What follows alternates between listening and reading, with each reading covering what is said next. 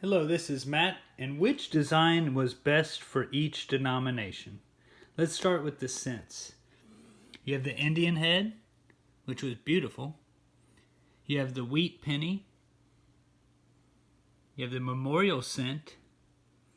And then some strange 1943 metallic silver. Is it silver? Or is it a steel penny? I think it's a steel penny. My bet is in perfect condition. That Indian penny is amazing. And everybody loves Wheaties, so it's hard to beat a wheat penny. Let's move on to nickels.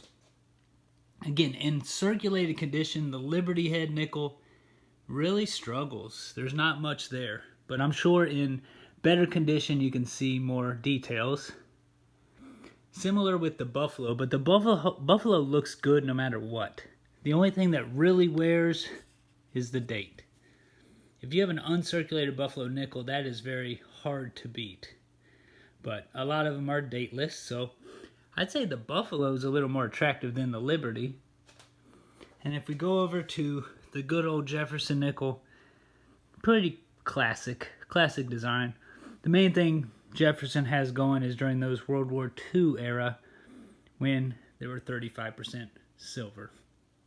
Let's move to dimes. So we're going back to the Barber dime. And I think Barber dimes and also Barber quarters and Barber halves, they all look kind of dull when they're worn. But a nice looking Barber is beautiful. So let's look at that Barber dime.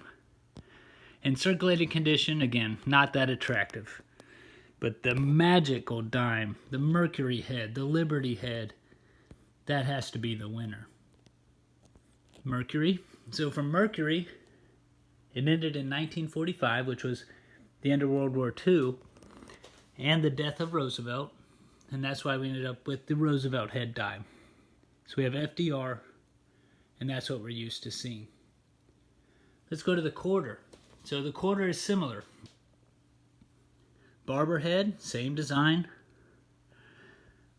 Liberty, standing Liberty. This in its uncirculated condition I think is absolutely beautiful. They also had some trouble with the date.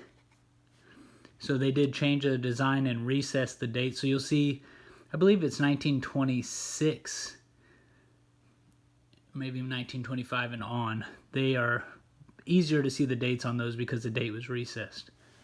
And then in 1932, we got the man, George Washington. It's hard to beat that design. Half dollars, the most interesting to me. Barber. Man, it looks just like those other ones. Not very creative. Then you have the Liberty, the Walking Liberty in 1916. Probably the most iconic design since we also used it on the silver American Eagle. It's hard to beat that Liberty design. Then we went to Franklin in 1948. But then in 1963, Kennedy was assassinated, so we did move to the Kennedy design, which that's what we're used to seeing now. Let's move to the dollars. The main two are Morgan in 1878. Took a long break, I believe after 1903. Correct me if I'm wrong, but then resumed in 1921. Versus the peace dollar. Now for me, Morgan's probably the more classic, but I kind of like the peace dollar. I don't know. Both are good in my book. So I think I would like to settle the debate. So I know Teddy Roosevelt was the one that said the Barber coins are just too boring, right? We need to upgrade our coinage. So that spurred in 1916 the creation of the Liberty, the Standing Liberty quarter, the Mercury dime, and the Liberty half dollar. And I think 1916, that was the start of beautiful coinage.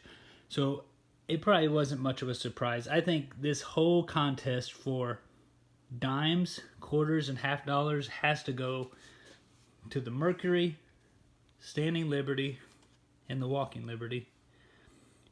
Scent wise, it's hard to go against the Indian head scent because they're so iconic. But they're kind of rare, so I don't think many people get into them. So I think we'll just have to go with the Wheatie. And then the dollar, I'm going to go against common knowledge, and I'm going to go with the Peace Dollar.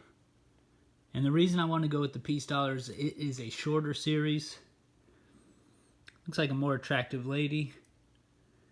And might as well just go with the underdog. So I'm going with the Peace Dollar. All right. Oh, and nickels. That was the last one. I think we already said the Buffalo. The Buffalo has to be the best.